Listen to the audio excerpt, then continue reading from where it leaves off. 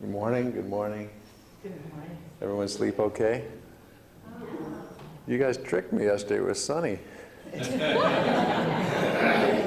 What's the deal here? It's not new yet. Oh, okay, I'll be patient, you're right. Okay, let's recite together, come on. Toward the one, the perfection of love, harmony and beauty, the only being, united with all the illuminated souls who form the embodiment of the Master, the Spirit of guidance. Let's make 2 circles, come on.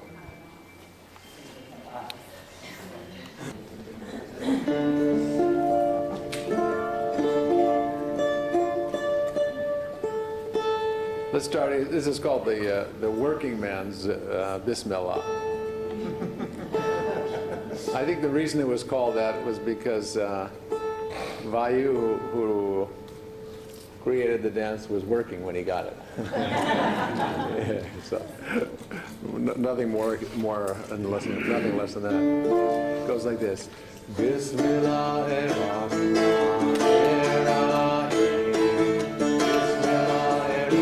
Come on, 4 times. Oh, Bismillah Rahman Rahim. You don't know this dance? Really?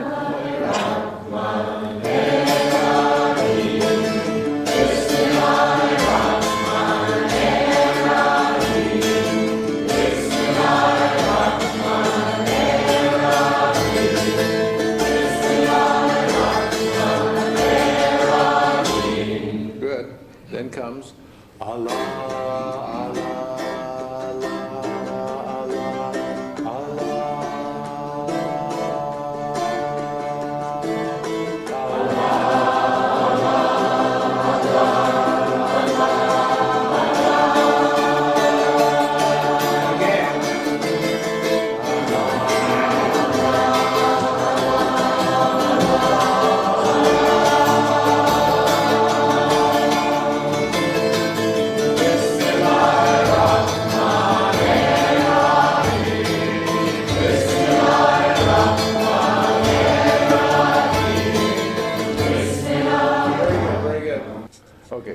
Here's the movements. We're going to go Bismillahirrahmanirrahim. Bismillahirrahmanirrahim. Bismillahirrahmanirrahim. Bismillahirrahmanirrahim. Second part, again, it's a lot of turning. So just negotiate what's good for you. First to the right. Allah, Allah, Allah, Allah, Allah. And then second time to the left. So let's do that. Come on. Allah,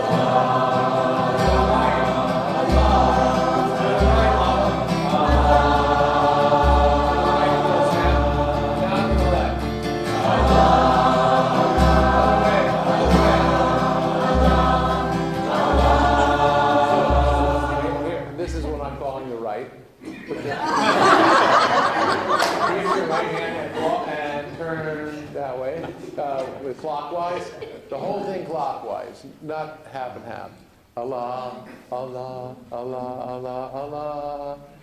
Now, counterclockwise. Allah, Allah. After that, I'll leave you to your devices, as they say.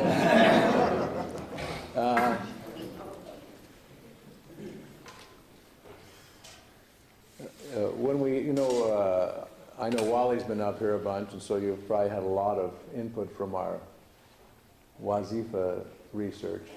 So we found Rahman Rahim had two main roots. One of them, divine love, Rahma, excuse me, and the other Raham, which means woo. So out of that you can, and then we also studied the names according to the verb form that they're in. So when you have Rahman, it means all pervading. And so then out of that you can take a meaning something like a boundaryless container of divine love. So that's very, spacious and expansive without a sense of being touched personally. So when you have A-E, with the form Rahim, Karim, Matin, Halim, Selim, and so on, it signifies the all-pervading, reaching each and every place. So Rahim, so that divine love touching every, well, if you say every cell, that's just the physical, but every part, every plane, every part of you, every part of everything. So it says in the sound, in name, it's like in Hebrew Shen.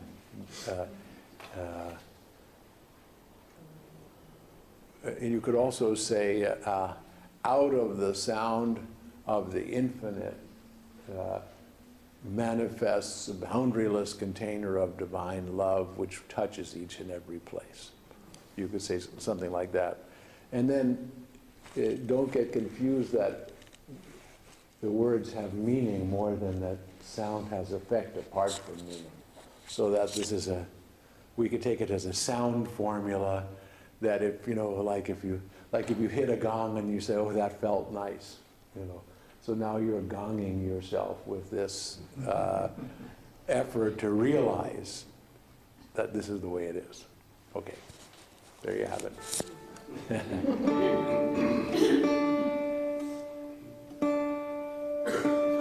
And it's a little snappy little tune so you get warm. That's the part of the reason. Here we go.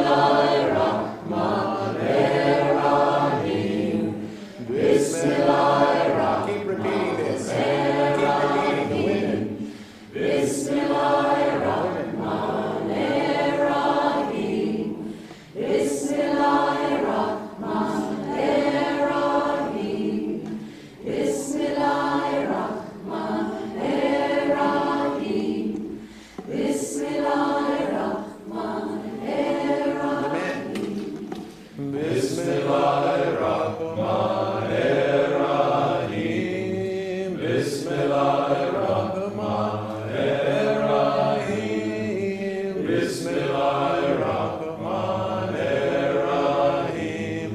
Bismillahirrahmanirrahim. Bismillahirrahmanirrahim. Bismillahirrahmanirrahim. Bismillahirrahmanirrahim.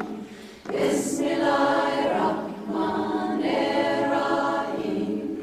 Bismillahirrahmanirrahim. Bismillahirrahmanirrahim. Bismillahirrahmanirrahim.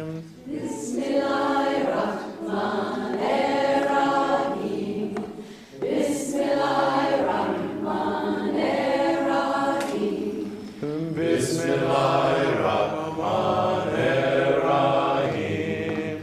Bismillahirrahmanirrahim. Bismillahirrahmanirrahim.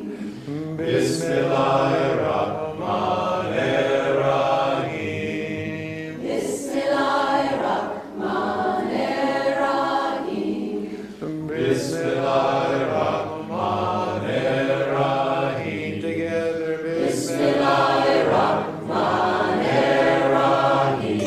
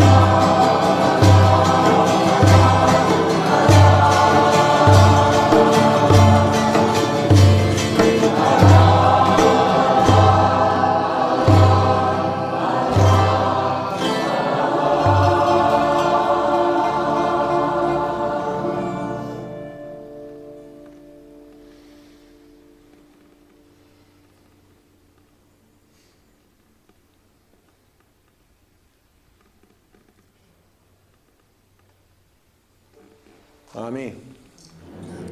Very good. Okay, let's go over the new Sri Ram I taught you last night. So kind of sings it, and then also we'll get it on video. Let's do it in C for today. It's morning time. We didn't go over it tonight. We did it yesterday. You'll get it. Okay. You remember how it goes? Om Shri Ram Jai Ram Jai Jai Ram. Shri Ram Jai Ram Jai Jai Ram. Ram Ram Ram Hare Ram. Shri Ram Jai Ram Jai Jai Ram. Shri Ram Jai Ram Jai Jai Ram. Ram Ram Ram Hare Ram. Shri Ram Jai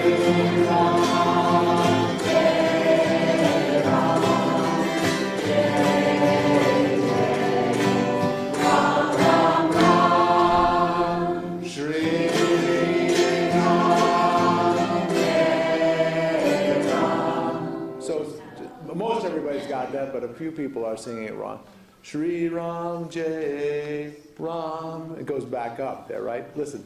Shri Ram Jai Ram. Then Jai Jai Ram Ram Ram. Here we go. Shri Ram Jai Ram. Nice. Ram Ram Ram. Shri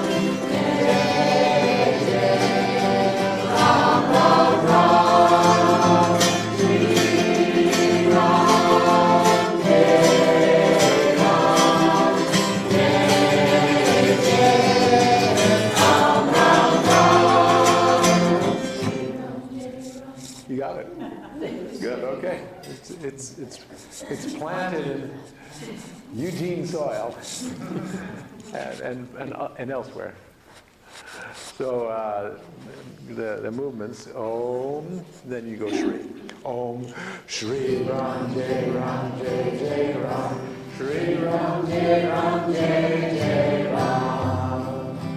Ram Ram Ram Hare Ram. Shri Ram Jai Ram Jai Jai Ram. Shri Ram Jai Ram Jai Jai Ram. Ram Ram Ram Hare Ram. So when I was watching yesterday, that oftentimes people who know the second part were taken surprise. You know, they were kind of going on, oh yeah. So the second part, the minute you start the second part, you start walking back. Shri Ram Jai Ram Jai Jai Ram Ram Ram.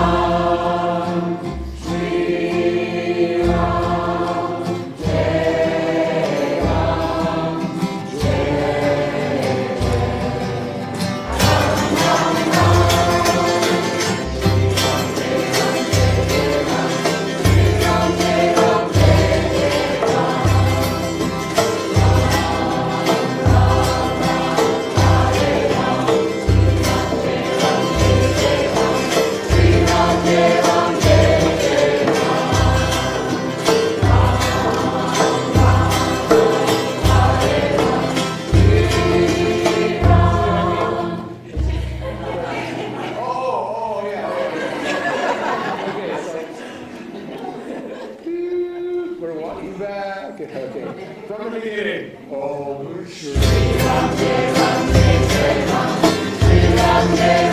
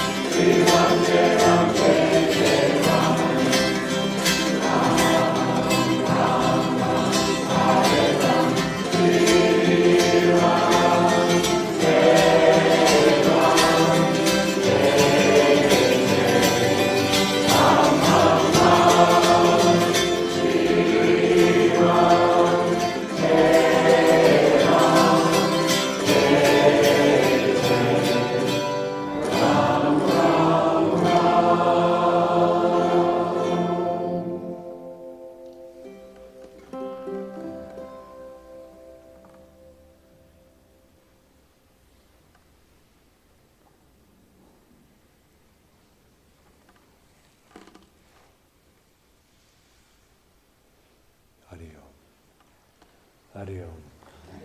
Very good. Very nice. Okay, Khalil is our visiting from Ashland. Put him to work. Yeah. Come on. All the way from Ashland. How long it takes to drive from here? From there? 3 hours. Oh, in that case, that's pretty close.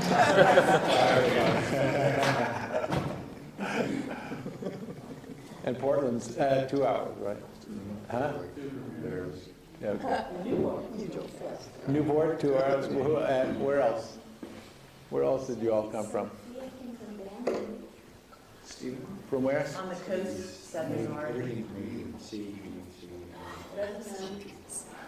Okay.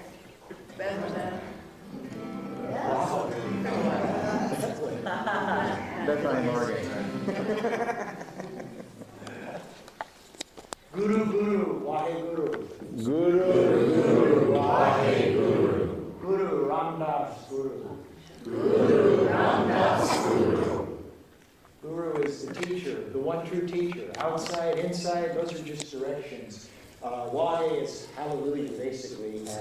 How wonderful it is that this is available. And the true teacher merges into wisdom. It's not really teaching, it's pure wisdom. And the alignment with pure wisdom in serving God. The more we are aligned with wisdom, the more we're serving God, the more we're serving God. Aligned with wisdom. So it goes like this. This is Guru Nam Singh's melody. He's a guy from LA.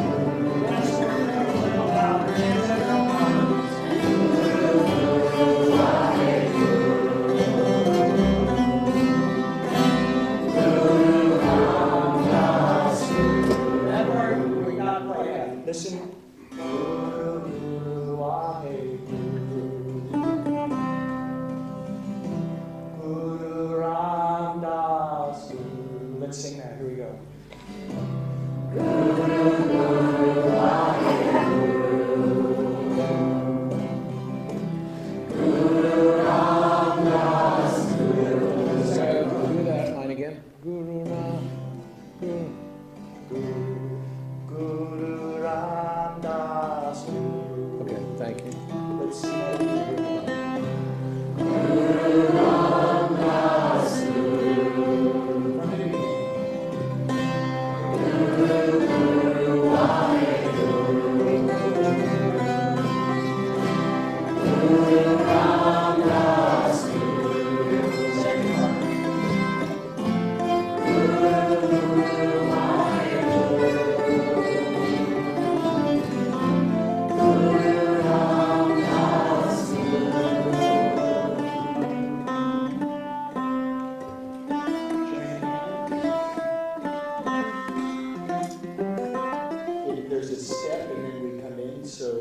Just watch me, don't try to follow.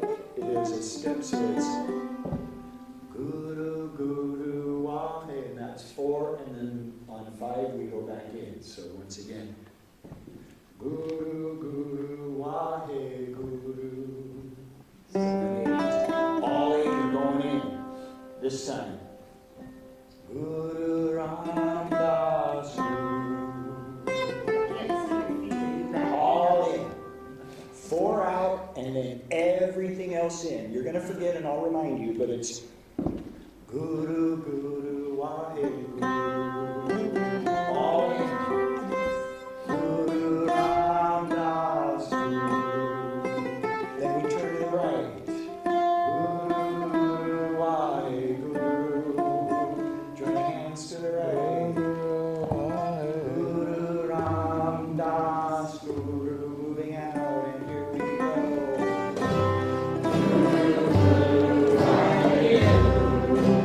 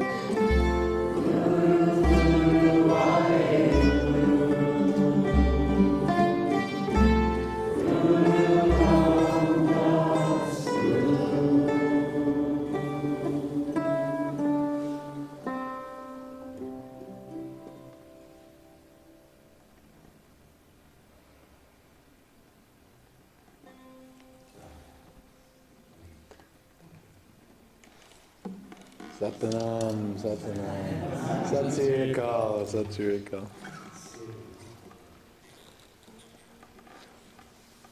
Probably most of you don't realize, our lineage, the Ruhaniat, comes down the stream from Chishtiya, from India. And 13th century was the beginning of when the stream became the name Chishtiya, when Khwaja Moinuddin Chishti came to Ajmer and then planted a Sufi message in India. So he came from Chist. So Khwaja Moinuddin Chishti, his disciple was Baba Farid, Ganji Shakar. But Baba Farid is also in the Sikh lineage. He's in the Guru Granth Sahib, and he's one of their main gurus. Yeah, yeah. And so in many ways, this Sikh tradition has the same universal outlook of honoring all the world's traditions as we feel we do in the Sufi tradition. Yeah. Thank you. Let's go to, it'll be that A major 7, but we'll do it in B flat, so just capo up one. He knows what I mean.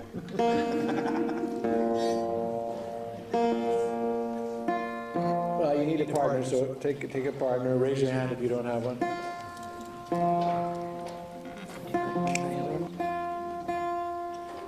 Is that an okay key for the violin? Do you want us to go back to A instead of B flat?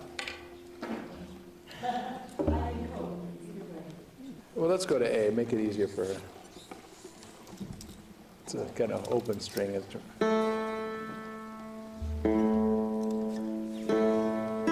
Why don't you make one circle?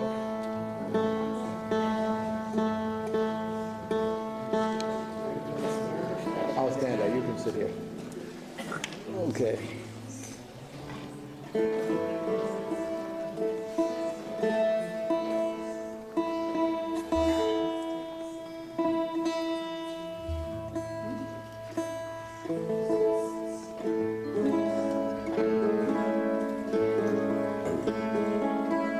So here's how it goes.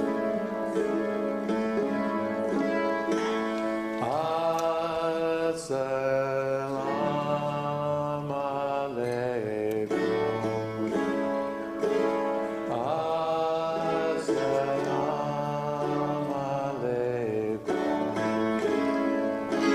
As-Salaam Aleikhum. Waleikum As-Salaam. Try that. So it doesn't stop on the beat.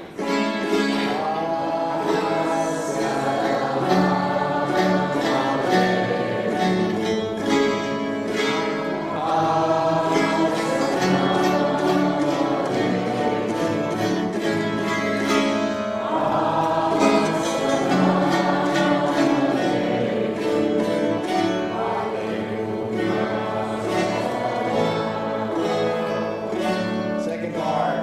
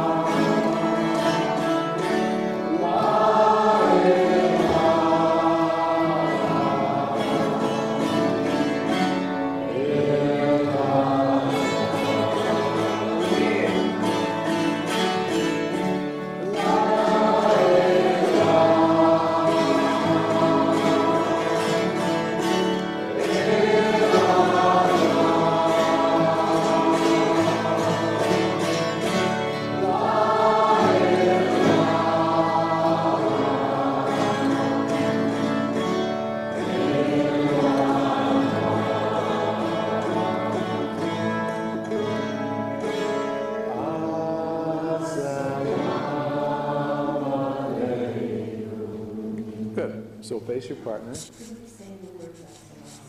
Several people have asked me Oh, what you said. okay. What It's are hard we? to make out. All right. the words of- I've made too many assumptions. So the words are As-Salaam Aleikhum. So this is a greeting, for a fifth of the world, As-Salaam Alaikum, and then the response, Wa Alaikum As-Salaam. So at the root of the greeting is one of the 99 beautiful names, Ya Salam. Ya Salam. And we know it, a common translation as peace. But when we just studied it, we found one of the important roots was safety. So may you be safe. May you be safe.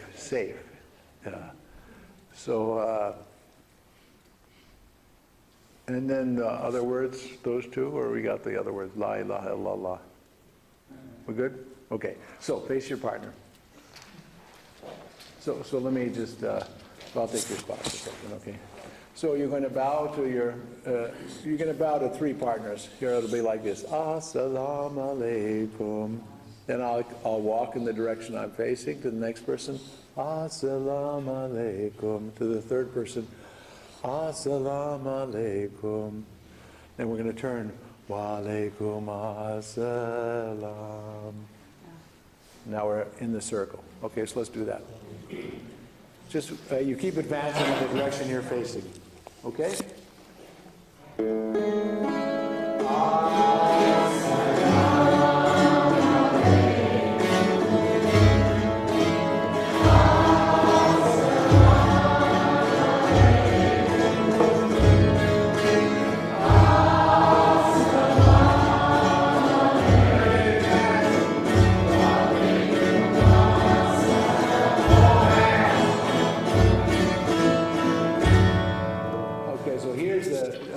Little tricky part. You have to start dancing on the downbeat. So it goes Wa Alaikum As-Salaam, and then right La ilaha. So your right foot comes down on the downbeat. Let's just make the transition. So it goes As-Salaam Alaikum Wa Alaikum As-Salaam.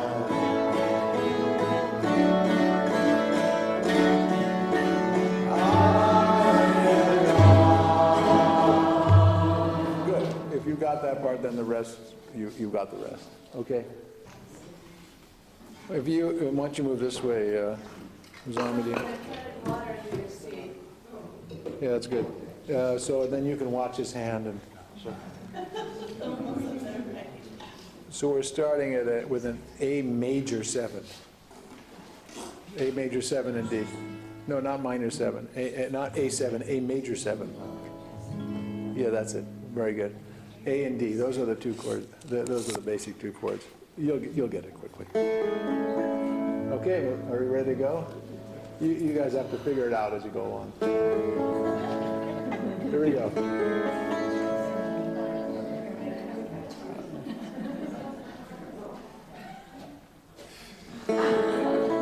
Okay, let's begin.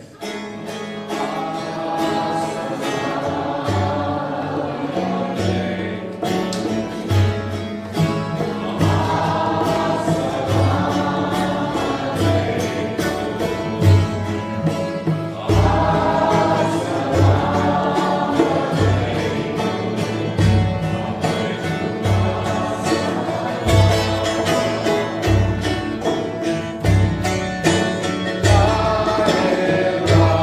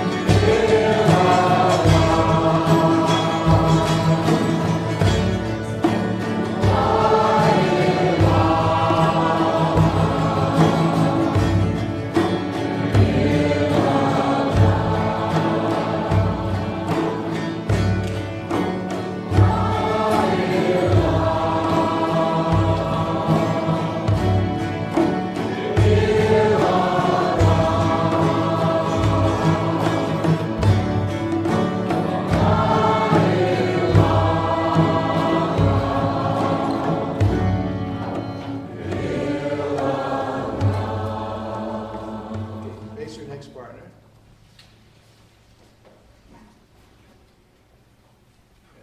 Okay. Very good. Excellent. Here's your next partner. Okay, now half of you come in and make an inner circle. Take your partner with you. Let's go back to 2 circles.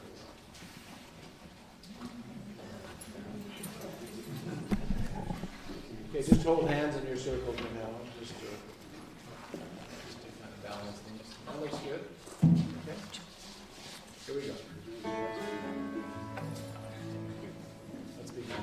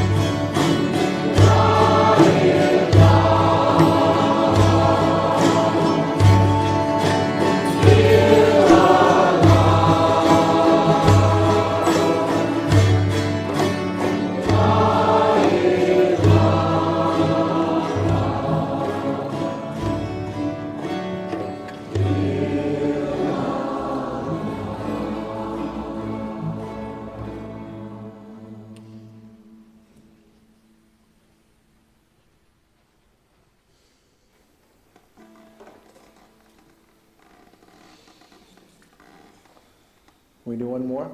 Yes. Okay, one more. And I'll try to tie this one into the teachings too. So,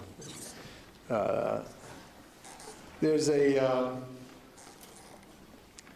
actually I think it's hadith, not in the Quran, but hadith. Prophet Muhammad says Mutu, Kabla, Anta, Mutu. Mutu, Kabla, Anta, Mutu. And it, you know, the literal translation means die before death. So I think it's a little, you know, that could be a little confusing, because if you look at death, you know, what we think of as death, which means death of this body, that's really just a momentary experience.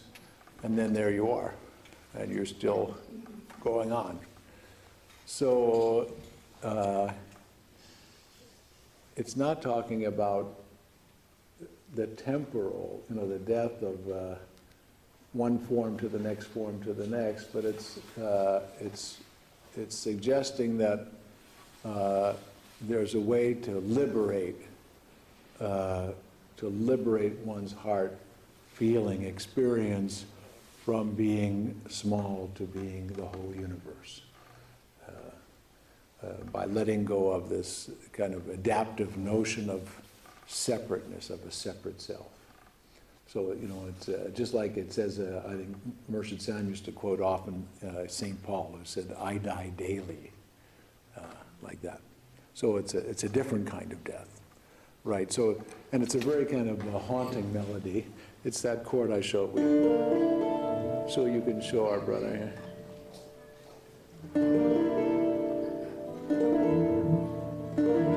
So it goes from there to D minor, right? Do the first chord again. That's pretty close. So it goes like this, listen. Mutu Kabla, Anta Mutu, Mutu Kabla, Anta Mutu, Mutu Kabla, Anta Mutu, Mutu Kabla, Anta Mutu. So twice like that, come on. Have you done the dance here? Some of you have. Yeah. Mutu.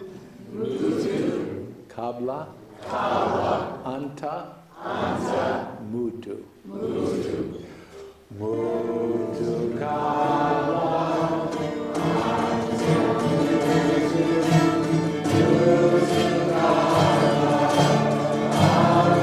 Mutu.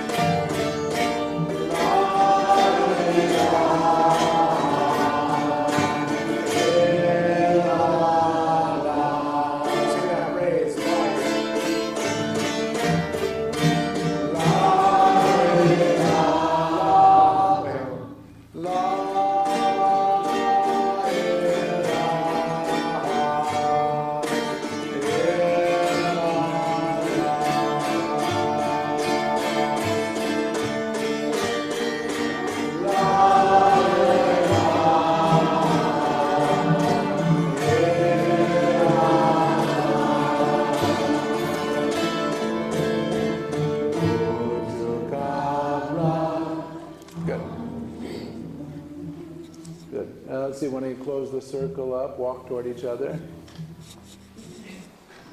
Thank you. That's okay. They'll come to you. That's good. So first part is like this. We're going to, you know, kind of do that step where we sweep across the heart and a crescent moon. Mutu Kabla, Anta Mutu, Mutu Kabla, Anta Mutu, Mutu Kabla, Anta Mutu, Mutu Kabla, Anta Mutu. Okay, so just pay attention to this. It's kind of an elegant step. We're going to turn, open ourselves up like, to the right. And when we get around to facing this way, watch me. La, just watch me. La ilaha. We'll all be facing that way, so just do that. My left hand ends up on the back of the heart of the person, and we're going, Illallah. Okay, so now we're going to just turn the other way and end up with the right hand in the back of the person's heart and walk that way. So first we turn to the right, kind of an elegant turn, and end up with our left hand on the center of the back of the person. Let's do it together. Just one slow circle, yeah. That's correct, one full circle. We end up with our left hand on the back of the person. Okay, so here we go. Let's go. La ilaha. Right now, your left hand is on the back. Your left hand is on the back of the person. Okay, wait, inner circle, sorry. That's good. There we go, that's good. I see, okay. So would you drop back one right there? Perfect. Okay. That's all right, we'll be intimate. And then we're going, Illallah. And then we're going to turn, now we're going to turn the other way, toward the left, with ending up with our right hand in their pack. La ilaha illallah. That's it. Okay, good. We can do this. We can do it. Okay, I'm going to squeeze in here, musicians. Just come. You think the inner circle needs their help too? So maybe here comes Johnny. He's contributing his body. Kika, we need you.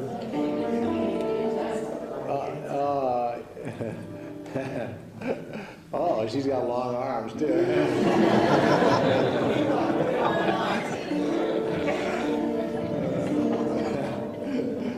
Our entire life needs you. Okay, so again, it's a calling on this deep sense of letting go, and the Sufis use the term annihilation, fana, which oftentimes is very scary to people, but what gets annihilated is false concept. The real blossoms out of it. That's called baka. Yeah. Here we go.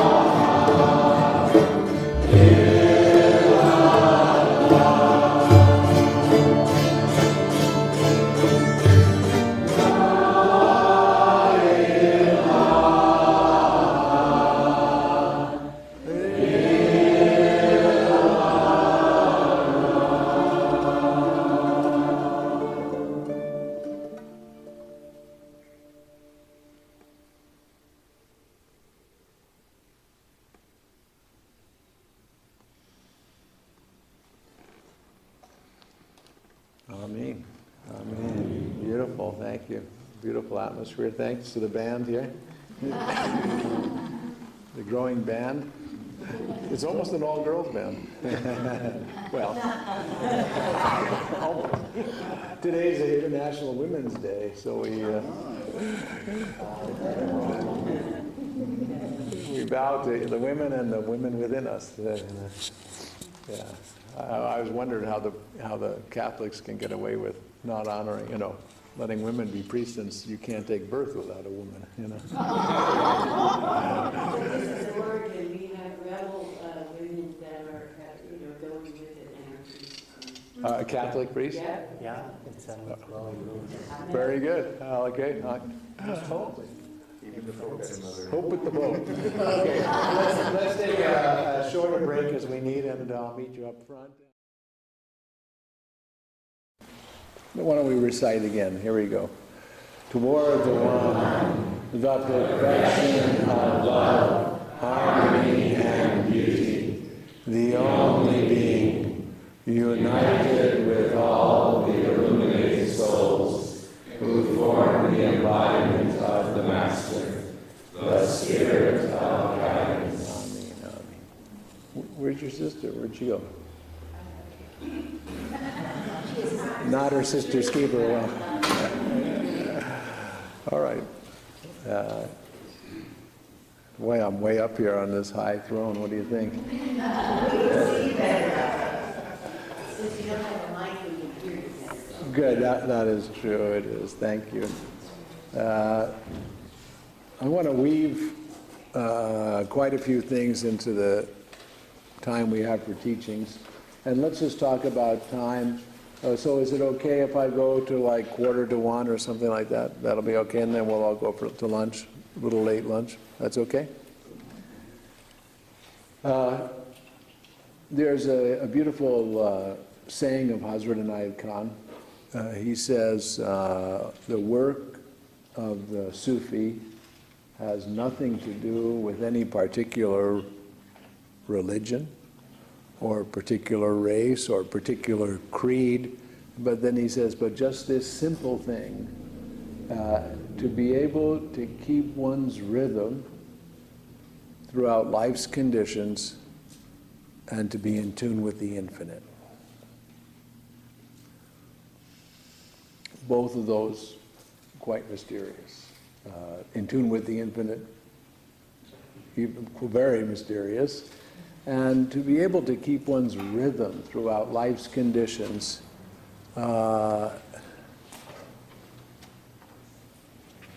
he goes on to say,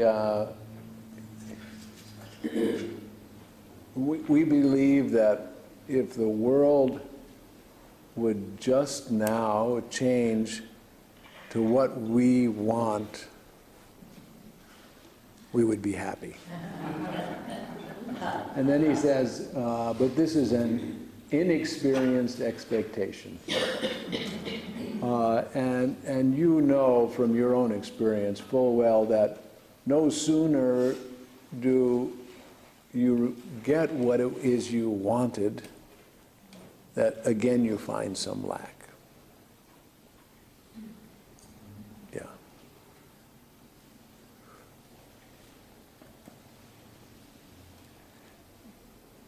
There's a chair for you if you want. And some backjacks and some cushions.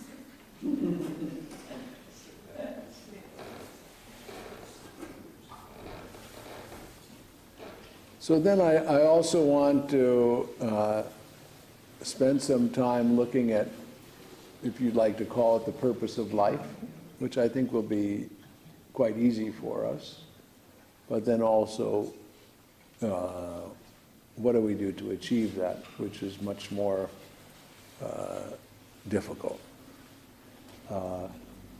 And then spend some time around this subject of Mutu, Kabla, Anta, Mutu. To die before death, but also to, I would hope that by the end of, Sunday before we depart, nobody will have any fear of death anymore. Because what for? Not much purpose in it. So those are the, louder, okay. those are my goals for our short time we'll have together. So first off, I think it's, if we look at our everyday life, and you know, and I realize I'm speaking to a variety of practitioners, people who've been practicing for 4 decades and 3 decades and so on, and so hopefully I'll be serving you the same meal you've been served, only with some different spices in it, and you'll enjoy the taste, you know. It can't be a different meal. If it's a different meal, then there's something wrong with the teachings.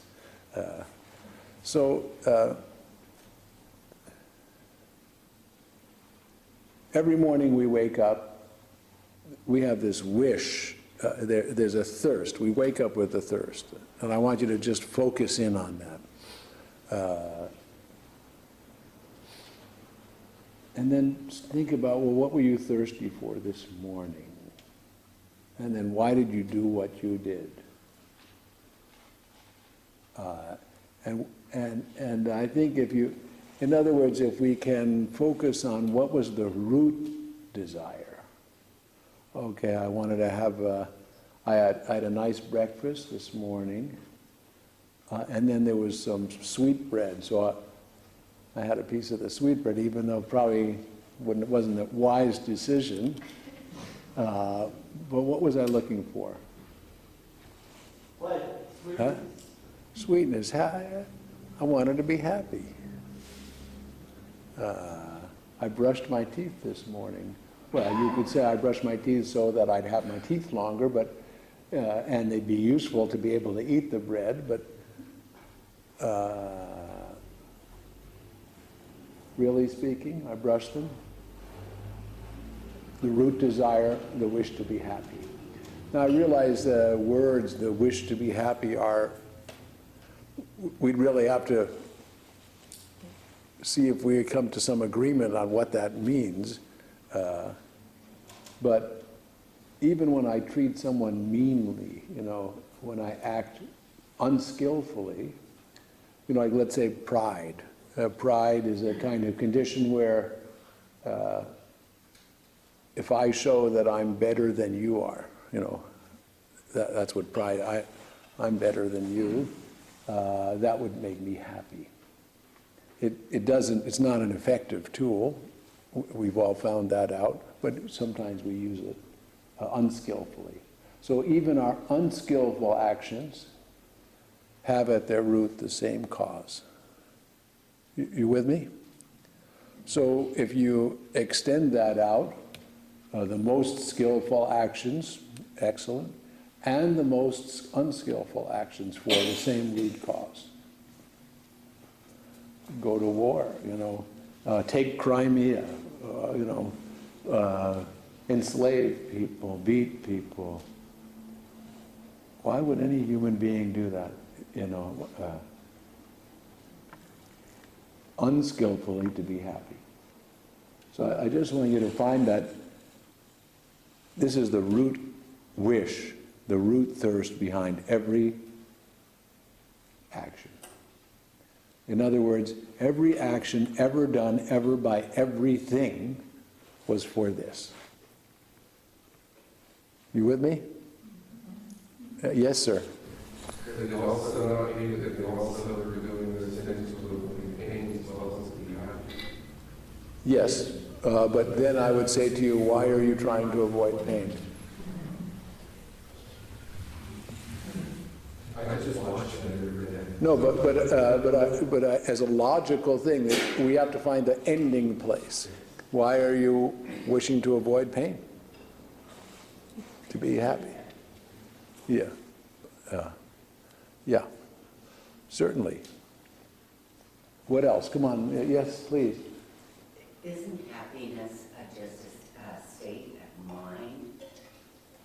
Okay, well, we're going to have to investigate what is real happiness, because that is going to be the next question. So, yeah, so naturally we'll have to look carefully what do we feel happiness is, or what will bring real happiness or lasting happiness, limitless happiness, right? Because we don't want temporary happiness. We're good at that.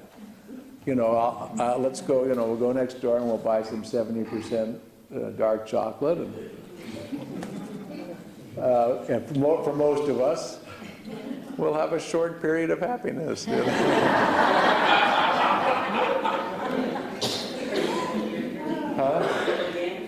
Or fair trade and organic, we want to be sure it's that. But the nasty thing about it is you can't just keep putting it in your mouth. It won't work. It's just temporary. Certain things will lend toward longer, compassionate action, gratitude, generosity. Those are the things that will really extend the life of your well-being, if you want to call it that, happiness. But still, the thirst is for limitless happiness. Or as Joe Miller used to call the awakened condition, unendurable pleasure indefinitely prolonged. Yeah. So what else? Just I want you to sink into this so that you don't have any question that what I'm making up here doesn't have a good ground. Yes? Is happiness different for everyone then, or is happiness, the limitless happiness, the same? One day we were buying carpets in India. This was when my older son was getting married. We were buying him a big carpet in India for a wedding gift. And so there were 2 carpets that were 8 by 10. We said to the guy, the Kashmiri salesman, I said, what's the difference between these 2? And he says, oh, they're the same, but similar.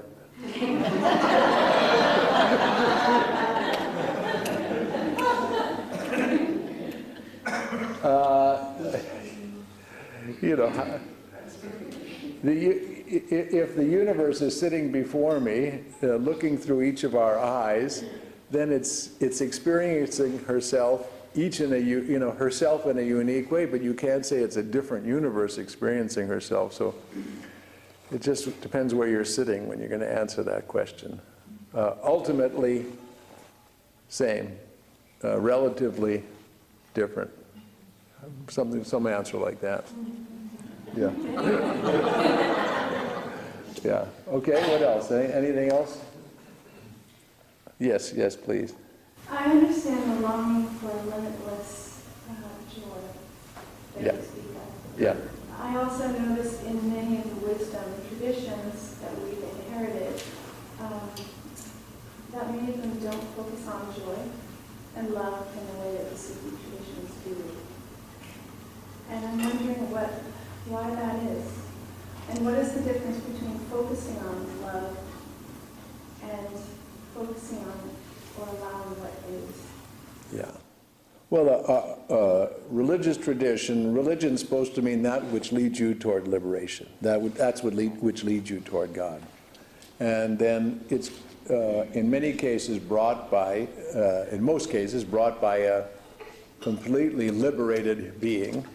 And then it's managed by people who are less liberated. Yeah. So we should talk to the management about their methods. And each of us, because of our causes and conditions, our upbringing, probably needs different kind of medicine. Someone who's very kind of madzub and free and loose might need a couple of screws to, screw them down to the earth and make them practical and rhythmical and so on to bring rhythm into their life. And then somebody who's too fixed, we might need to give them a different medicine. So hopefully the medicine is tailored to each individual, even though religious forms are, have a fixed nature. And so just like each of us, we're not all attracted to the same teacher and the same teachings. And some of the religious forms are created by people to control other human beings. You know, some of the, not the ones brought by the liberated messenger, but by the management, the new management. You know, in an awakened system, a teacher would be delighted that their student would pass them by. But in many of the religious forms, the priest doesn't want the congregation to pass them by because he's out of a job. So, because, you know, so he has different values. His value is to keep my job. And if your wish is to keep your job, then you've got a limited outlook and you're going to make a limited form. But if you have an unlimited wish for all sentient beings to be liberated, then probably your forms would be better. What else? Yes? What does happiness say against suffering of being? That's, you know, something specific that you're walking through. That's always been. Yeah. Okay, so let's shift over to. I'm just trying to get us to kind of all agree on the first part, that because now we can say that since this is the thirst written on each cell of every living thing, now we have to understand what the thirst is for. But so we're investigating, quote, the purpose of life, and this has to point us in the direction because it's universal. Each of us has a thirst, and now we have to investigate the thirst, what the thirst is truly for, and then we have to investigate how to quench that thirst. Right. So, louder, okay. Yeah.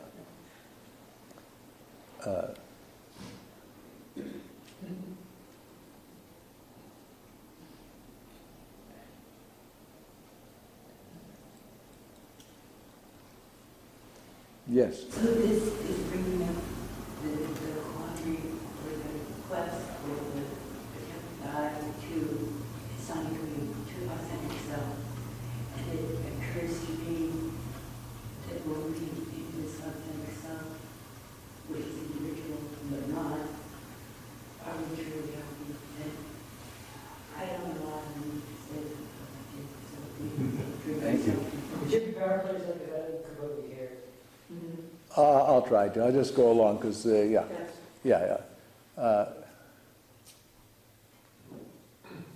So we're going to have to move our trajectory from thinking that the happiness we're looking for is outside of ourselves. Because so far we've pretty much gone from heaven to hell, and we've looked everywhere and gotten everything and still thirsty. We've been rich, we've been poor, we've had partners, we've had, you know. So we finally have to come to our senses, if you want to say it that way, that what we're looking for is ourself. It's inside of us. And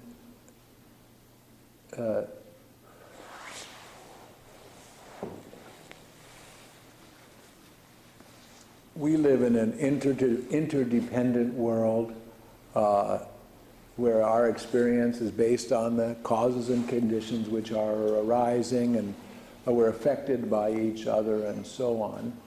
But that I that we're talking about is relative.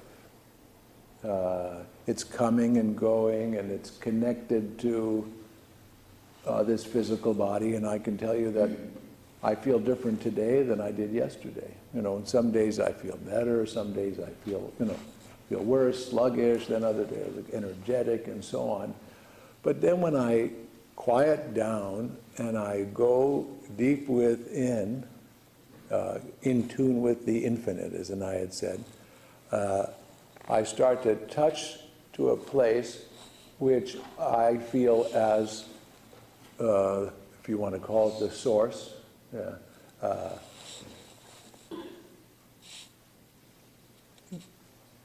a place which is unlimited, which doesn't have a name, which doesn't have a form, which isn't subject to me, and on my point of view, just the opposite. It's shining out from within me. Just like the sun, which is always, I mean, in the model, you know, as a metaphor, the sun is shining. So what's suggested from our experience and what's suggested from the teachings of the illuminated souls is that essence of you, an essence of me, an essence of everything is the essence of all. And that essence is wearing all the clothing. It's playing all the parts. That essence is playing the part of you and you and you and me and the person suffering and the person who's losing their freedom and so on and so forth. And now if you can imagine that the purpose of life is to liberate, to experience limitless freedom, to experience yourself as the self of all. Now, then you have to understand, like, well, what should I do with suffering? And what should I do with my own suffering, my own disappointment? And so out of this comes at least a practical approach, which is to say, as mystics, we want to make life our teacher. So I don't know about you, but I always want to have the really good teacher. You know, I've studied music. I had a great music guru. You know, so it meant that right away he was pointing me to the highest standard. So it's good to have a great teacher.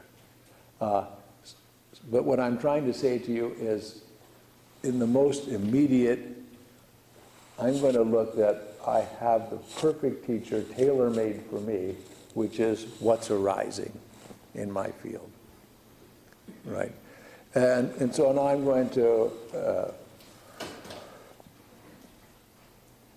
recognize that what I've called the wish for happiness now, I'm going to, let's say, rename it and call it the wish for limitless freedom. Will you go with that? You like that?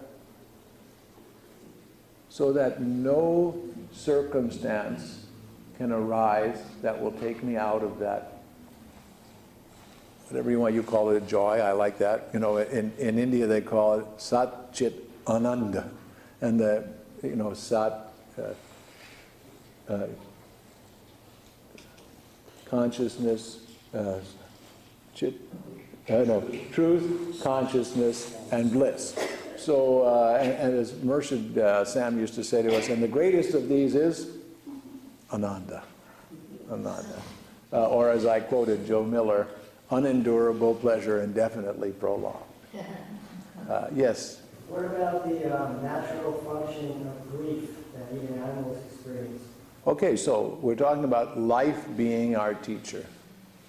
Okay, so most of us have some friendship with grief, some experience with it.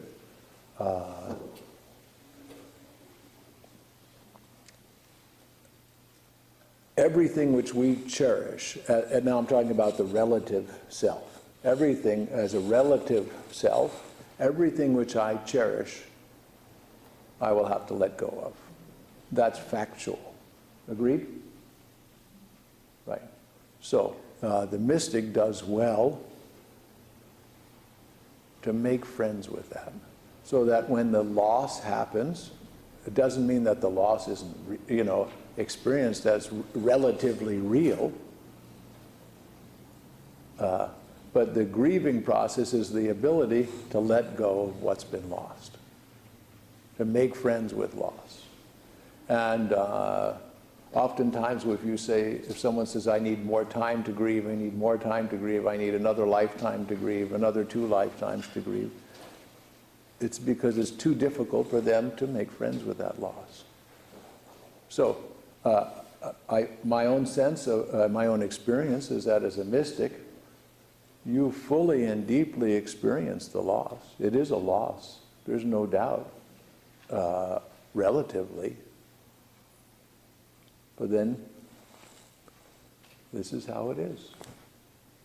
This is how it is. This is the loss. Because we'll have to give up the, greatest, one of the, I don't know what the greatest loss, but, we have to give up this life. This life is temporary, wouldn't you agree? Anybody disagree?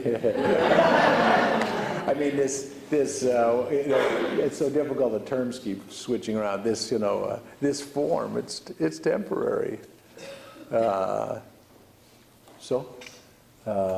Husband, wife, temporary. Children, temporary.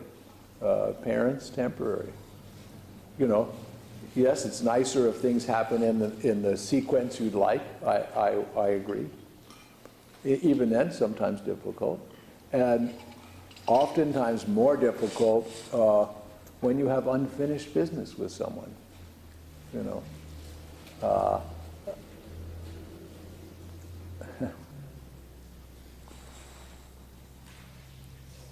We have a habit of being happy according to the circumstances of our life. But there is the road to limitless freedom where our happiness is no longer based on circumstance. And so this is our journey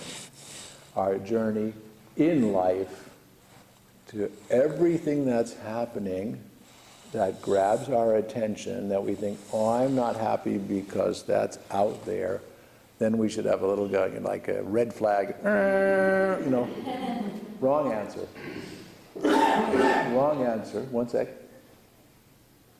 I have to change myself.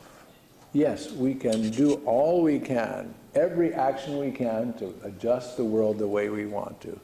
We should do everything we can with full passion, but we should be relaxed about the outcome of our wishes.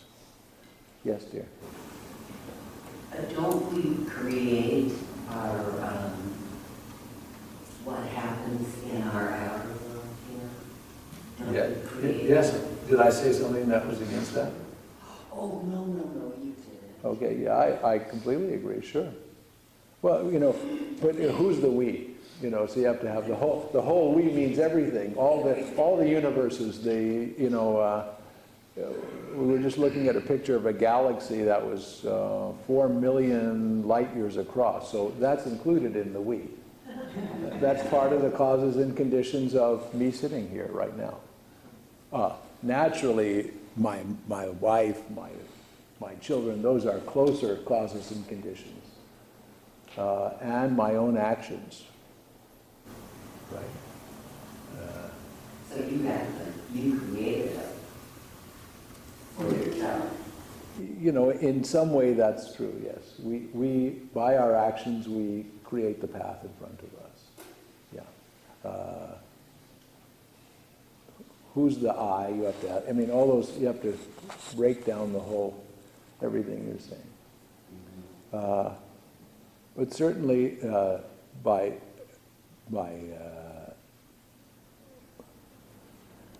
anger, by jealousy, by pride, we're not going to set up really good causes and conditions. Yeah. And by compassion and kindness and strength and courage and tolerance and forgiveness, we're going to make our way easier. And that's happiness. Yeah, well, that helps toward happiness, but that doesn't mean something difficult isn't going to happen to a kind person. You shouldn't be disappointed when you think, oh, I've been so kind to everybody, and now the sledgehammer's come down on me. And then, you probably know there's a school of Sufis called the Malamatis. It's called the path of blame. Whatever gets wrong, they say it's my fault. They take the blame for everything instead of thinking, oh no, I didn't do that. Why are they? I'm a nicer person than that, and so on.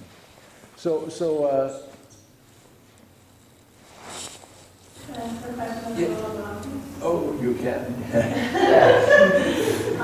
Do they look at it as blame or responsibility? Yeah, that's fine. Yeah. Yeah, I'll take responsibility for it, yes. Right, so we take responsibility for the whole world. In other words, I'm playing all the parts. You know, I'm the murderer, I'm the rapist, I'm also the caregiver, and so on and so forth. So we see ourselves in everything and make amends, you know, and bring relaxation into it. Most of you know I started about 20 years ago, started a New World religion called Relaxitarianism. You didn't know that? Oh, that's been going a long time. But I can tell you quickly, like all the world's religions, it was misunderstood.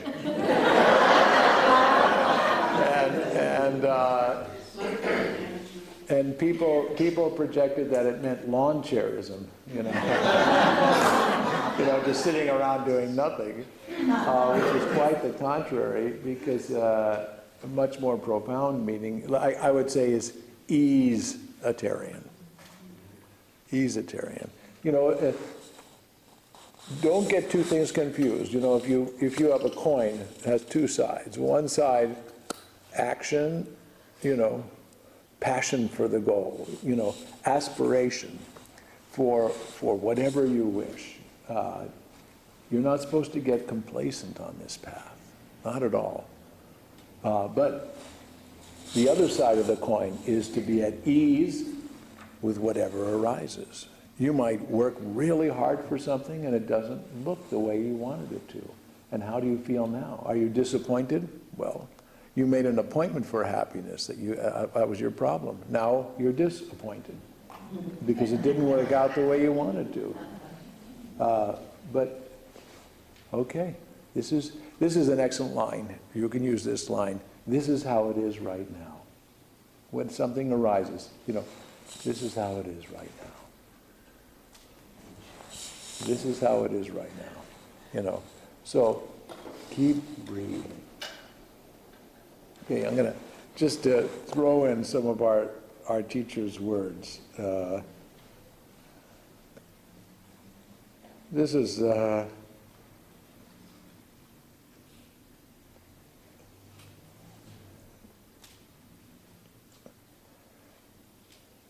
one of my favorite tellings of a beautiful Sufi story.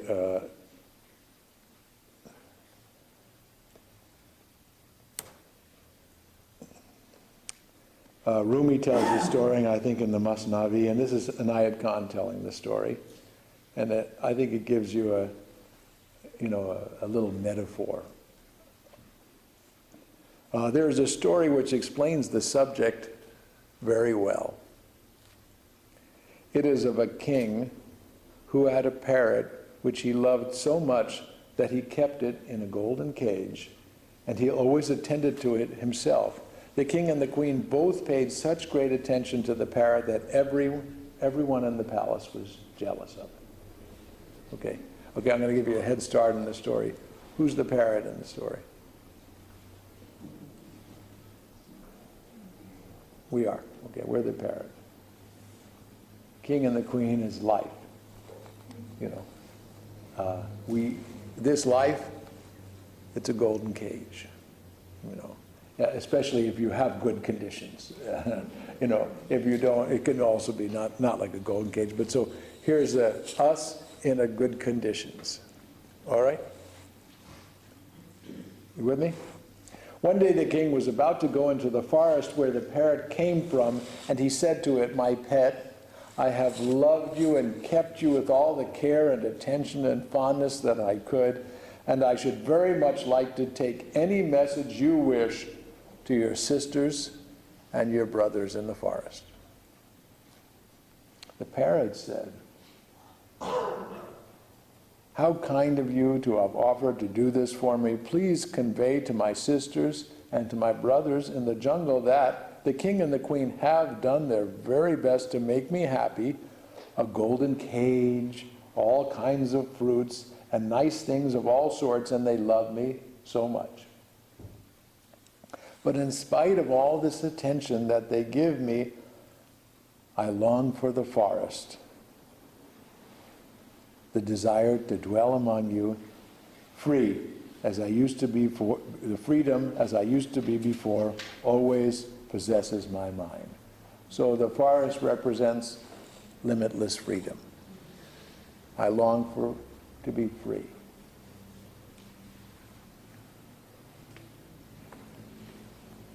But I don't see any way out of it. So I pray that you send me your goodwill, your guidance, and your love. One only lives in hope. Perhaps someday my wish will be granted.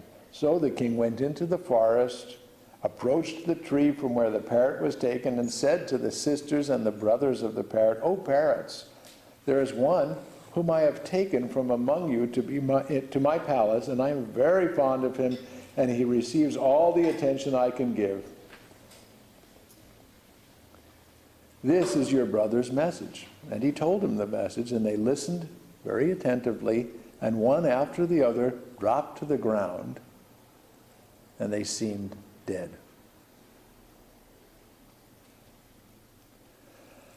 The king was depressed beyond measure, spellbound. He could not understand what it was that he had said that should have affected the feelings of those parrots so much.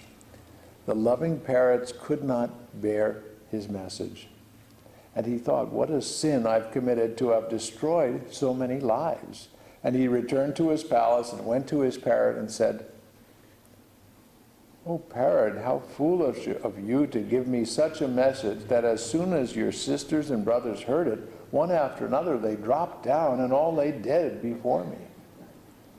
The parrot listened to this, looked up to the sky gently, and he fell down too. The king was even more sad. How foolish was I? First I gave his message to them and killed them, and now I give their message to him and I kill him also. It was all most bewildering. What was the meaning of it all? He commanded his servants to put his dead parrot on a golden tray and to bury him with all ceremony. The servants took him out of the cage with great respect, loosened the chains from his feet, and then, as they were laying him out, the parrot suddenly flew away and sat up on the roof.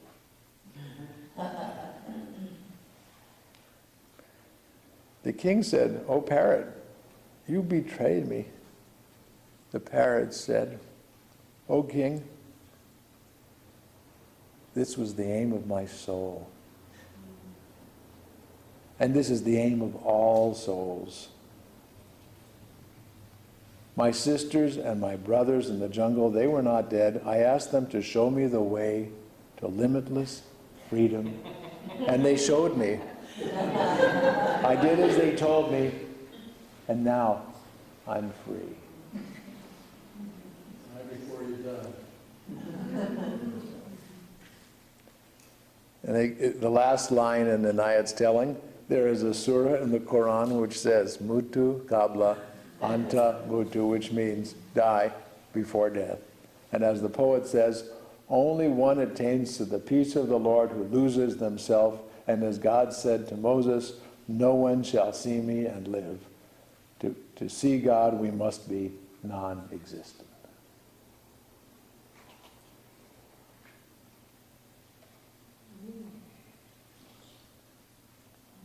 This was the aim of my soul and the aim of all souls. Limitless freedom. So, to me it's quite clear this is the purpose of life. And it's also quite clear to me that if we go along with the quote I gave you yesterday from Taisitu Rinpoche, ask not what all sentient beings can do for you, ask what you can do for all sentient beings. There's no greater gift you can give to all sentient beings than to awaken limitless freedom. It's the greatest possible gift, because from that place there won't be any actions that are selfish anymore, that are toward something limited. They will always be unlimited. So we want to serve,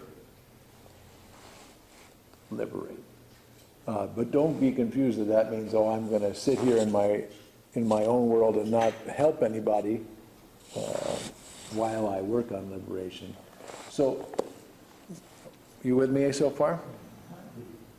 Sound right? You clear on the purpose of life? No, I'm being sincere. So now we have to look, and now comes the beauty of the journey, of the path, and like what you were asking about, you know, the forms of our practice.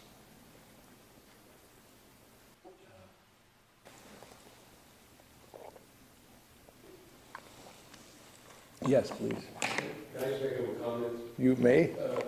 There's a number of us in this room that knew Pir Moynihan, and I had some great conversations with him about an Oregon poet named William Stafford. Oh, yeah, I know very William Stafford. From one of his poems that we were aimed from birth. It's a very unusual poem. There's 3 times in the poem it says, "You are not alone. You never will be alone. You were aimed from birth." And so I had to say that because it ties in. It's the 110th anniversary of his birth this year. Wow. He's with us. Yeah.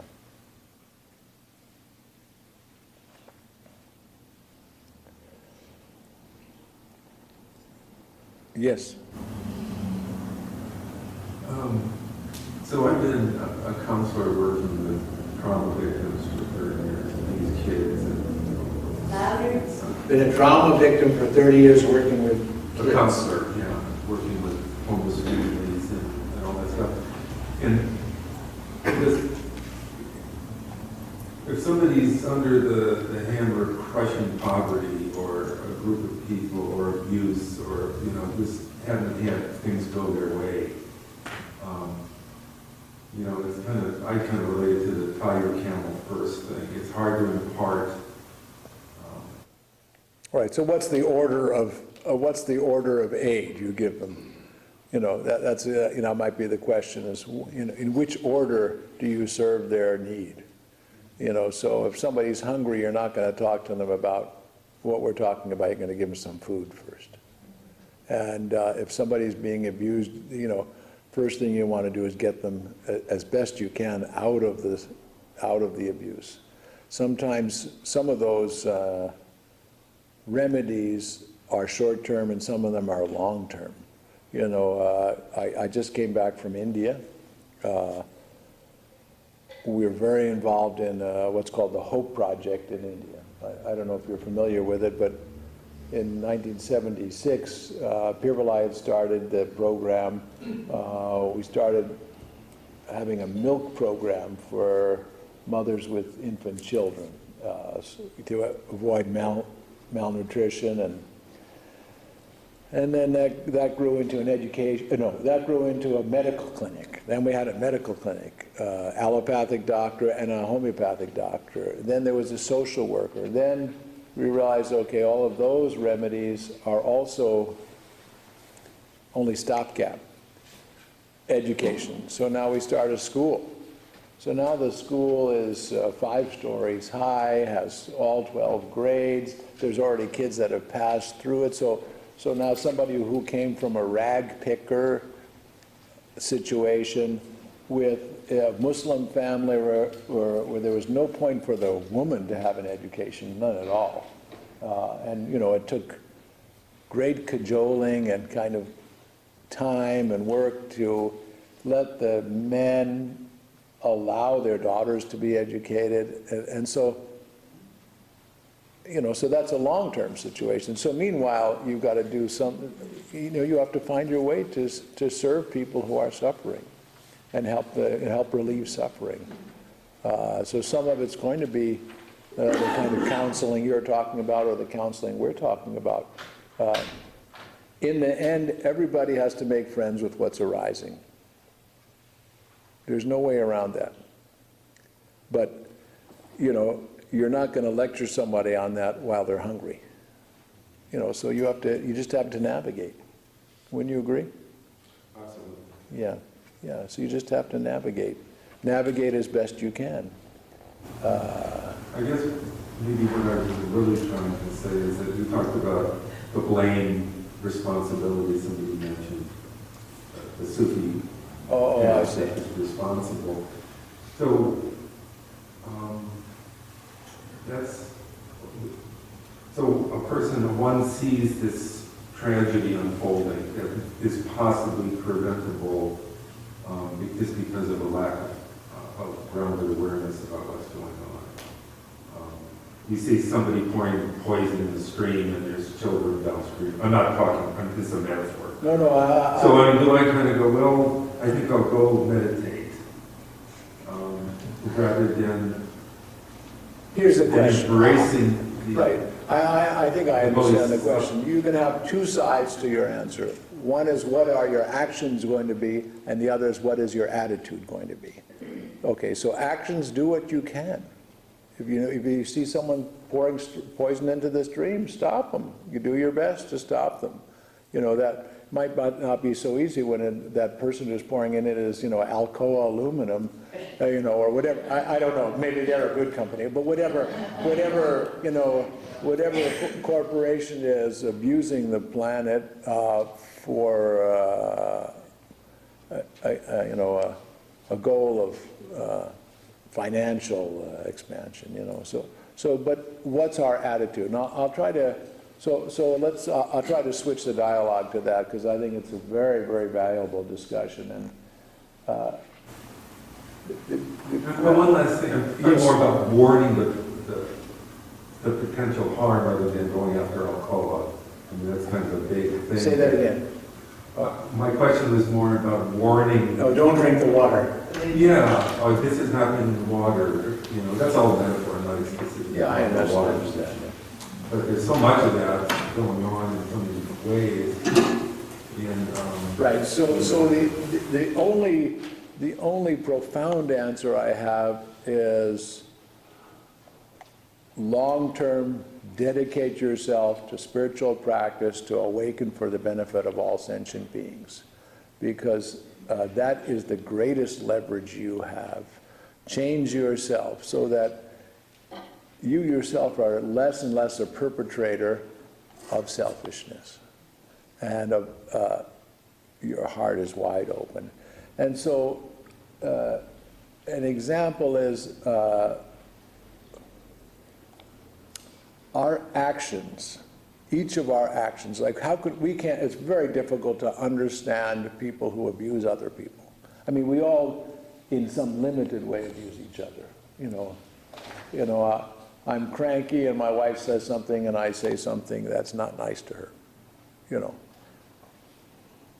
was because I was cranky, not, it was stupid. It was unskillful on my part, okay? And, so you could say, based on the causes of conditions that I was experiencing at that moment, I was unskillful. And if you look carefully, every action ever done by everyone based on causes and conditions. You with me so far? Yeah. Right. So the question is, I've been harmed by let's talk first about outside of ourselves, because the most difficult person to forgive is yourself for your own mistakes. So, but when you start to become savvy about the human condition, you see that when you can't deal with your own anger toward yourself, you objectify that and you blame somebody else and you create more difficulties outside of you. And that's when you harm somebody. You've been beaten, you beat somebody else. That's very common. So most of the people you're dealing with, they've been in a cycle of somebody harming them, and so then as they grow, they can't work it out on themselves, they harm someone else. All right? Yeah? Okay. So the question is, let's just start with the example now. I'm angry. I'm angry at my father, I'm angry at my mother, I'm angry at, okay, so that we should know that if we could lay down the burden of our anger the quality of our life will improve. Everybody agree with that? Yeah. You should know quickly that anger, even if it may be an effective tool to hurt the person you want to hurt or get a message to them, long before it reaches them, it poisons your own bloodstream. You know, go ahead for a second. Watch your breath for a second. You know, just relax. Okay, now compare that to just act for a minute and be angry.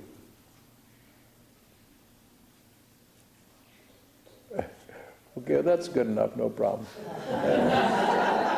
How did it feel? It felt lousy, doesn't it? Your breath stops, you hold your breath. You know, and it's one thing to have acute anger. Okay, so, you know, you're cranky, you get angry, you let it go. That's, okay, not so bad. But now, like, you're angry at your father. He's not even alive anymore. You're still angry, you know.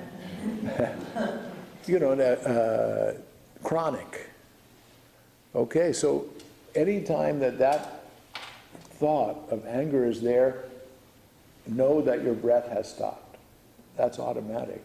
Okay, so just do the math now. If your breath is stopped, your kidneys are going, please breathe, you know. Your liver's not liking it, your gallbladder's not happy, your stomach's not happy, your lungs aren't happy, your brain is suffering.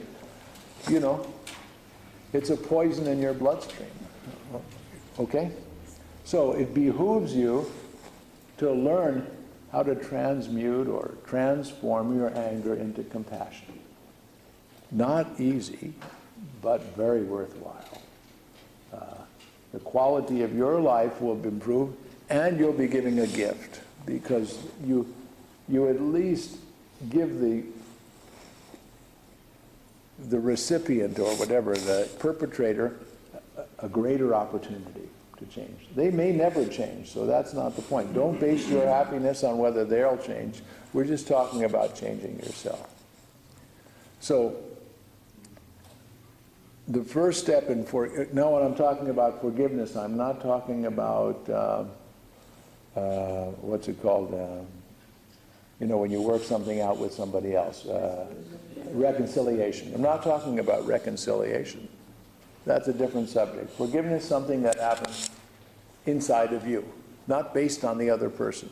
Okay, so that's not just so in other words, forgiveness does not mean condoning anybody else's behavior.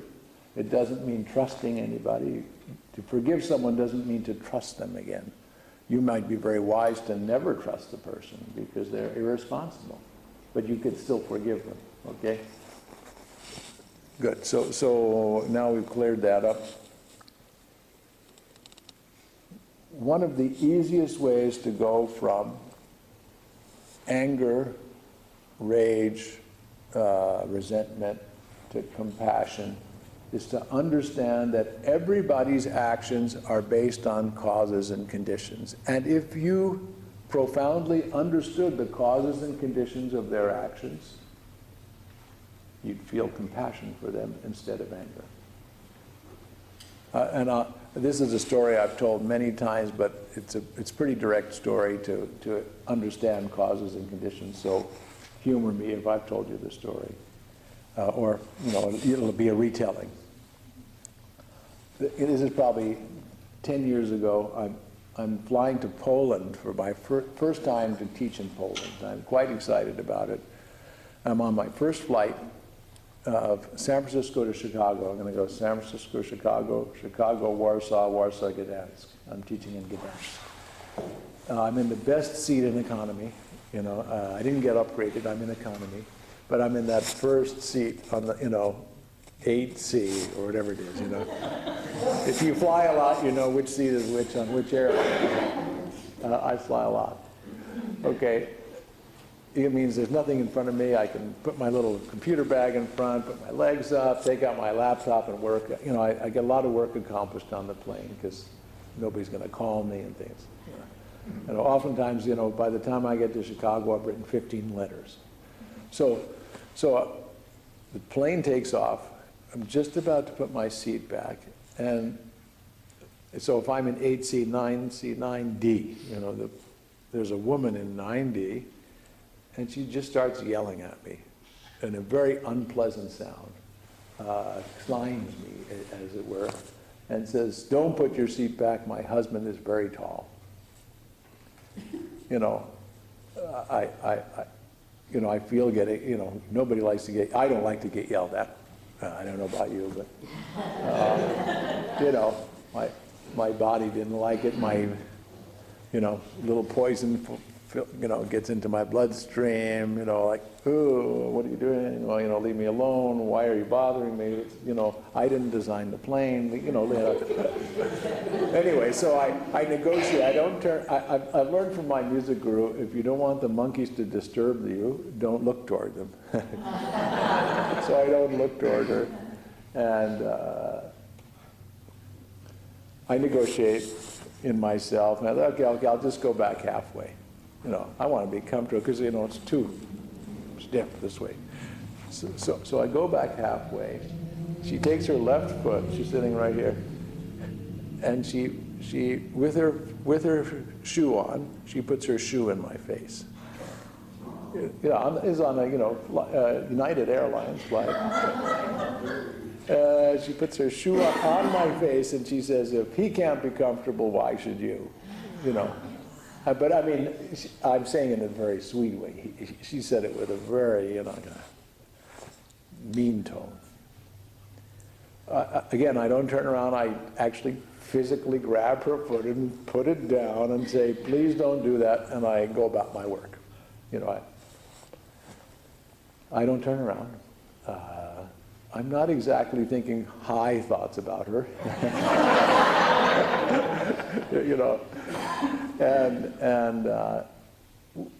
Then the seatbelt thing goes off, and her husband goes to the bathroom, and since it's the first seat, the bathroom's right there, and I'm very curious. Well, who is this guy? Is he an NBA player? I don't know. And he comes out of the bathroom, and I look up, and very nice-looking man, nicely dressed. Not that tall. My height, maybe an inch or two taller. So I'm surprised, but he takes 2-3 steps, and then he kind of purposely stumbles and leans into me. And he says to me, "I'm so sorry for my wife's behavior, but I want you to know that 2 of our family members were just murdered. And we're going back to Virginia to serve the family." So like you, instantly my heart opens up. And in fact, I've been trained that people need affection, and I actually grab onto his arm, which is kind of, on the seat, and I say, I'm so sorry to hear about this tragedy in your family, and I hope that you can help your family and deal with this tremendous loss. And he and I bond right there. This, the tall guy behind me. And naturally, while he's up, out she goes to the bathroom. When she comes out, I don't even wait. I stand up. Now it's face to face, me and the shoe lady. And I say to her, "I'm so sorry to hear about the tragedy in your family." And I get to the word "trage," and the river of grief starts pouring out. And we bond. I don't hug her because it's a United flight, But, and that was the end of the story. She sat down, I sat down. But you can clearly see, and this is the whole point of the story for this teaching, that I was able to move from disdain. I wasn't angry at her. I was like, kind of like, how could you, who trained you, Why would you act like that? That's very poor behavior, disgust, disdain. I moved from that to compassion because I knew the causes and conditions of her unskillful actions. I don't approve of her actions. I don't condone them. I don't think that they're wise. I don't think that they'll benefit her or the situation. But still, I could feel compassion for her. Clear? So if there's literally no way that we can know the causes and conditions of everyone's suffering, including our own. But if we meditate profoundly that all actions, skillful and unskillful, are based on causes and conditions, then we can bring compassion to bear. And we can really genuinely have the sentiment, may all sentient beings be free from suffering and the causes of suffering. May all beings be free. You know? May all beings be happy. Yeah.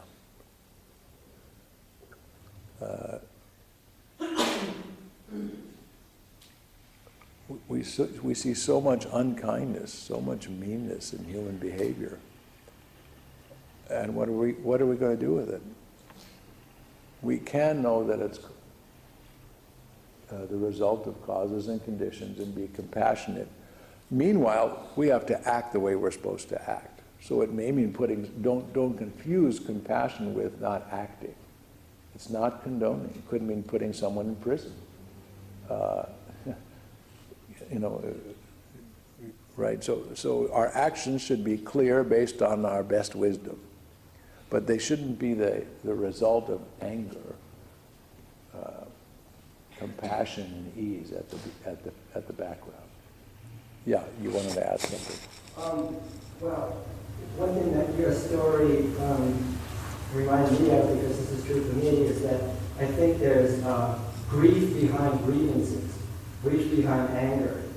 And so she was able to feel her grief, and that helped you open your heart. But I think there's grief behind my anger, myself, and that's part of knowing the causes and conditions. Is the more you know about yourself and your family and what kind of set the roots for your own angers, or for anyone else, like in this situation, you can put yourself in their place and feel that grief, and that opens my heart. And then I can understand the principle you're talking about more on the heart level. I can't start with the principle of the feelings bothering me.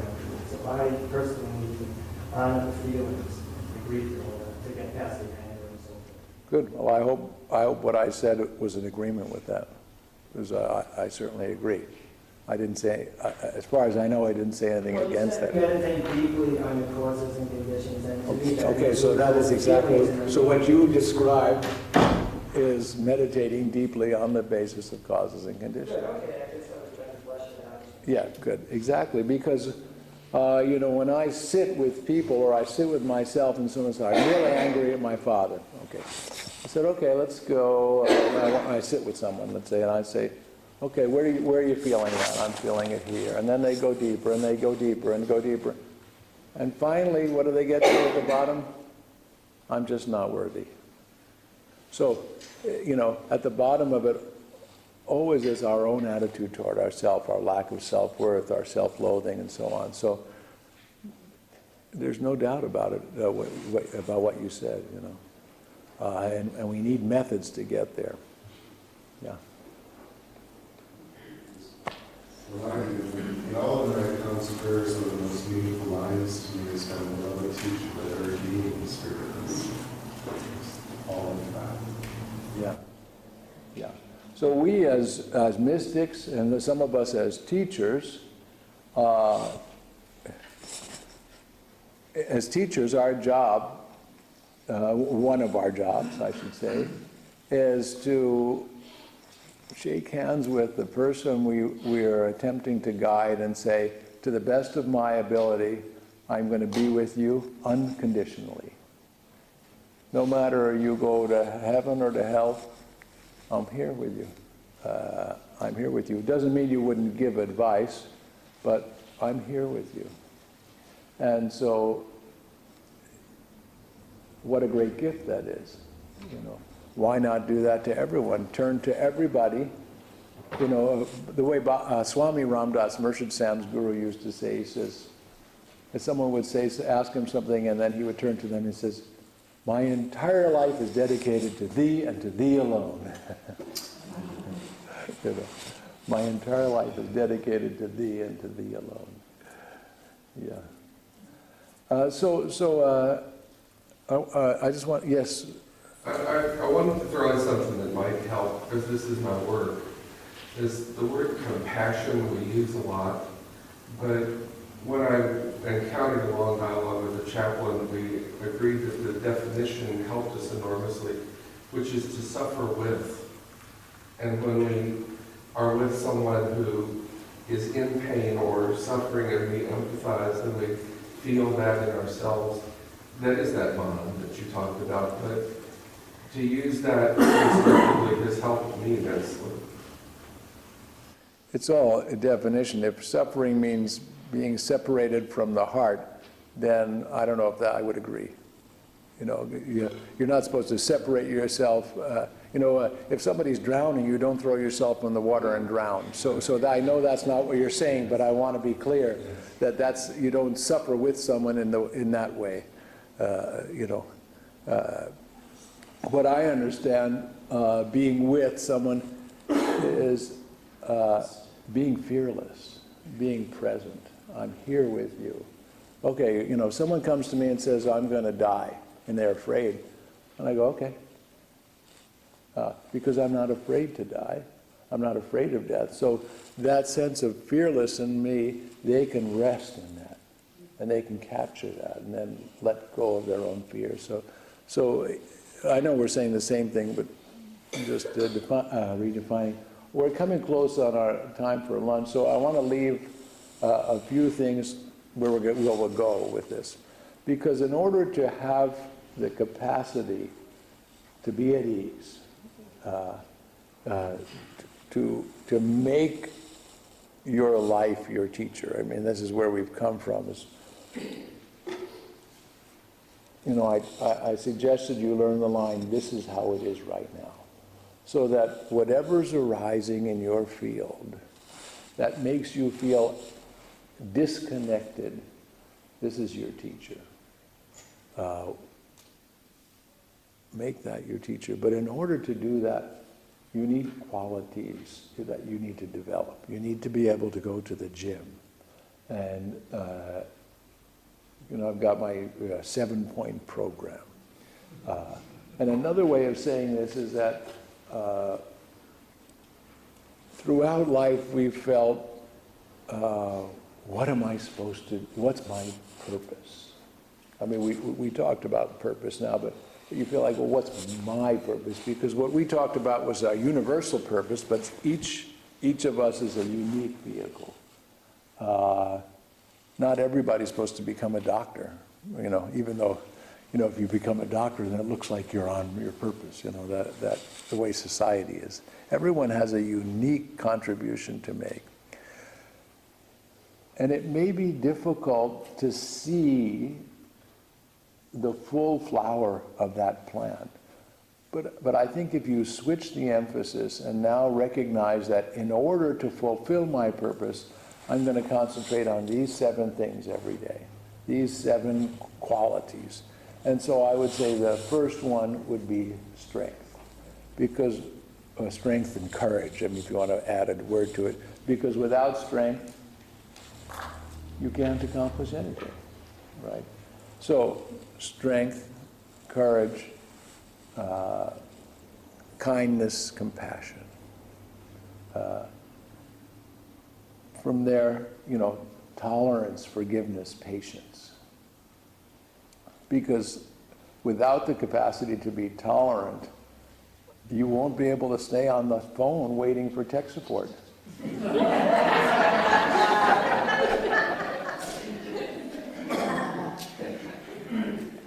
It's bad enough you have to wait a half an hour or an hour. I mean, that's bad enough, but now you're going to give up your happiness for it? Come on.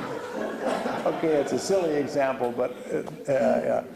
And then the last thing is this sense of being in tune with the infinite.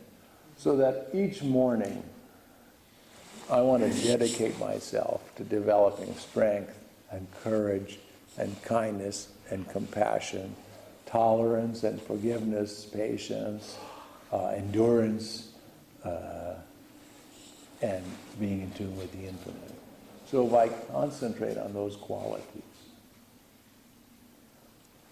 it gives me the satisfaction of feeling like I'm on my purpose, even though I may not know what the flower of it looks like. You know, in a conceptualized way, our society calls on us to look at it. Strength, courage. You know them? Strength, courage, kindness, compassion, tolerance, forgiveness, and patience, and in tune with the infinite. Oh, that's an eight-point program. Okay. Very good. Huh? It's an 8.7. Right. I tell people jokingly that I did my 40-day retreat, but I did it in 30-some days.